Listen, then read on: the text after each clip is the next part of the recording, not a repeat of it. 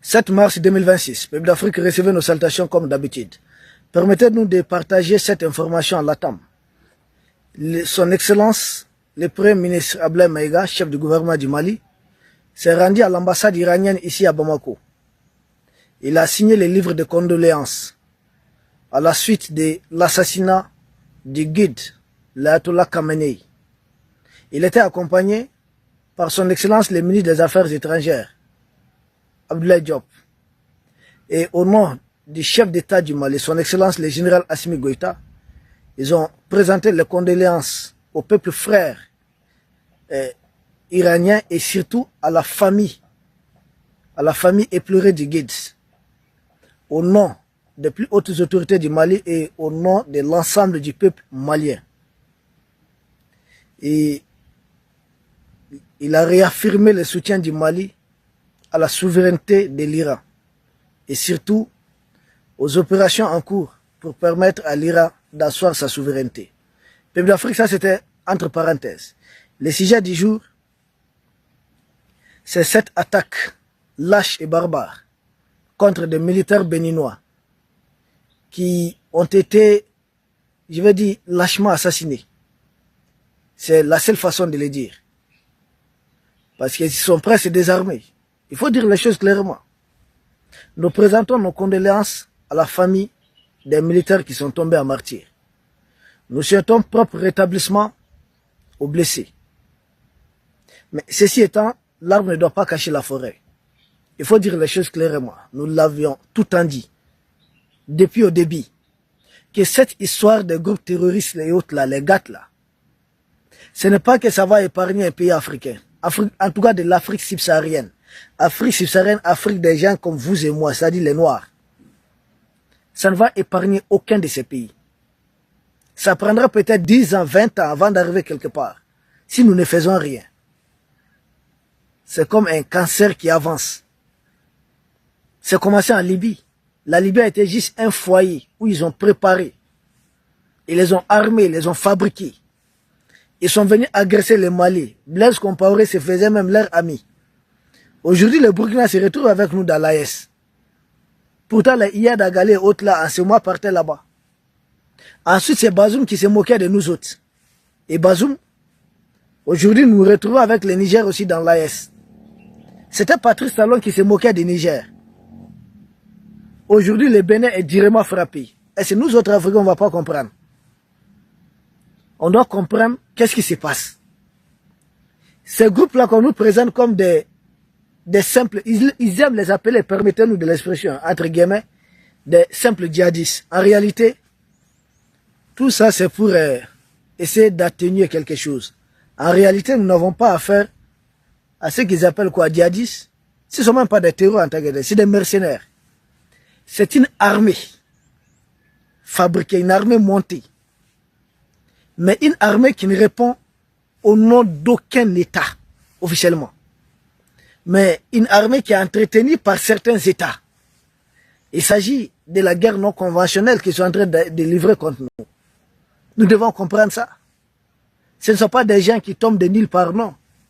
Ils sont recrutés, formés, renseignés, équipés, protégés par certaines puissances. C'est une armée mise en place pour recoloniser l'Afrique. Vous savez, au temps de la colonisation, il y avait, surtout en Afrique de l'Ouest ici, il y avait une armée qui se faisait passer pour une armée des religieux, quelque chose comme ça. Ils avaient massivement mobilisé au niveau d'une communauté. Et une fois que les impérialistes ont fini de mettre en place les structures coloniales, tout d'un coup, ces gens sont dit, on dit que ces gens ont été vaincus et qu'ils ont disparu. C'est le même logiciel qui a été repris. Et il y a des gens qui nous reviennent encore. Tantôt on dit, ils sont, je ne sais pas de quelle tendance, moi je ne sais même pas. Ils se disent qu'ils sont des religieux. Mais quand vous regardez en réalité, ils sont en train de donner même les dégoûts de la religion aux gens, c'est pas bon. Parce qu'au nom de quelle religion on vient faire des orphelins comme ça, on vient faire des veuves. On se met à tirer sur tout ce qui bouge. On enlève des gens. Des vieilles personnes enlevées dans leurs champs. Ça, c'est au nom de quelle religion?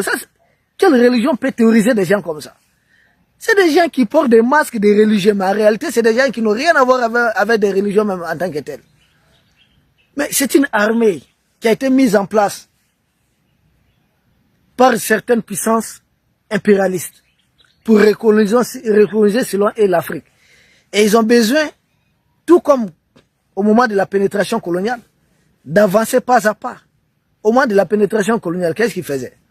Il y a 5 chefs de guerre, ils essaient de signer un accord, un traité de paix avec 3 d'entre eux, et puis ils vont faire la guerre aux 2 autres. Ouais, ils vont faire la guerre aux 2 autres.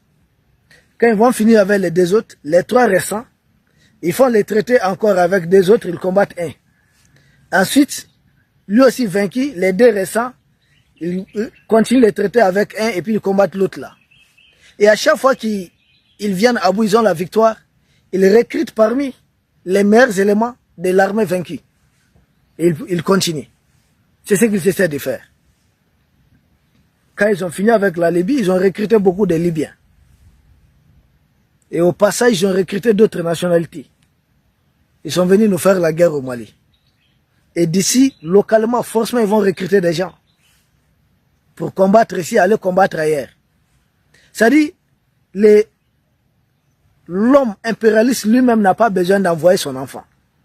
Il trouve chaque fois un Africain à qui on va mettre des choses dans la tête. C'est comme ils ont voulu mobiliser les Kurdes. Mais en réalité, ce sont les Kurdes qui font la guerre aux Iraniens, non? C'est Donald Trump, c'est Benjamin Netanyahou. Mais pour eux, leurs enfants ne doivent pas mourir dans ça. Il faut trouver une communauté, les Kurdes, dont venez. Vous aviez un passé frisson avec les Perses de l'Iran. Donc venez, on va vous armer, on va vous donner ça. Faites la guerre à l'Iran. Mais en réalité, c'est leur guerre à eux. Mais les Kurdes doivent mourir pour qu'ils atteignent leur objectif. C'est la même chose, ce qui se passe. Ils viennent trouver des Africains qui vont faire leur guerre. Donc eux-mêmes, ils restent derrière. Donc c'est pourquoi ce sont eux qui font la communication, ce sont eux qui font tout. Ils trouvent des Africains qui doivent mourir pour leur cause. Et les mêmes sont venus ici comme ça. Maintenant nous sommes entrés. Et puis nous à l'époque on avait appelé tout le monde. Parce que quand j'ai entendu Patrice Talon, mais j'étais surpris. Il dit qu'il n'a pas besoin d'une armée forte. J'ai dit ah bon? Qu'ils n'ont pas un projet combattre un voisin, donc pas besoin d'avoir une armée forte. Mieux vaut investir dans autre chose. Mon frère, si vous n'investissez pas dans votre armée, tout ce que vous allez réaliser sans armée, un jour, ces badauds des terreurs vont venir vous envahir et tout casser. Ça ne va servir à rien. Le Mali a connu des présidents, il y a passation de pouvoir ici. Président sortant, quand on était dans la fameuse démocratie, on faisait beaucoup de routes, beaucoup des usines. Mais quand on avait cessé d'investir dans notre armée, maintenant qu'est-ce qu'ils font? Ils s'attaquent aux usines. Donc il faut avoir une armée pour protéger tout ça. Si on n'avait pas une armée, comment on allait escorter tous nos camions citernes? Puis ils ont décidé d'attaquer les camions citernes. Et si vous n'avez pas d'armée, comment ça va se passer? Macron aurait fait comprendre peut-être qu'il faut une sorte d'accord. On signe un pacte de non-agression. Les terreurs sont logés dans la partie nord du Bénin. Mais seulement on dit que certaines de leurs primes n'ont pas été versées. Et puis depuis quand un terror peut respecter son... Si vous voyez qu'ils tiennent parole à la Mauritanie, là, c'est parce que regarde la classe dirigeante de la Mauritanie. Ce ne sont pas des gens comme vous et moi. Ce ne sont pas des subsahariens. Comprenez l'expression subsaharien entre guillemets, ça ne nous plaît pas beaucoup, mais comprenez ce que ça veut dire. On utilise ça en attendant.